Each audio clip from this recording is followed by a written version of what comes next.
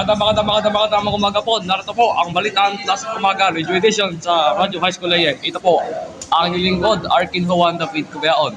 Mapapakinggan din sa Radyo High School FM. Mga kabalitaan, nagkaroon po ng lindol gabi sa Luzon.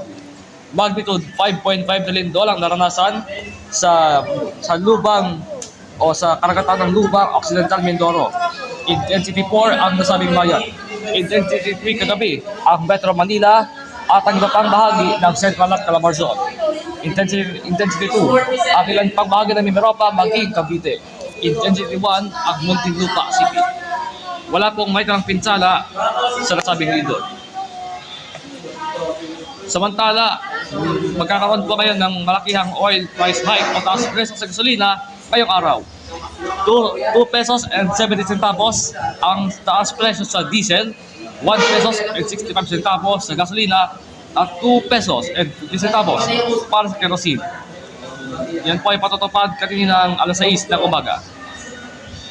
Yan po ang kabuuan ng Balitaan Plus Umaga sa Radyo High School AM. Subaybayan po ang Balitaan Plus Umaga sa High School Channel 4. Ito ang inyong lingkod, Arkin Juan David Cubeaon, nagulat para sa Balitaan Plus. Maraming salamat po at mabuhay ang Pilipinas.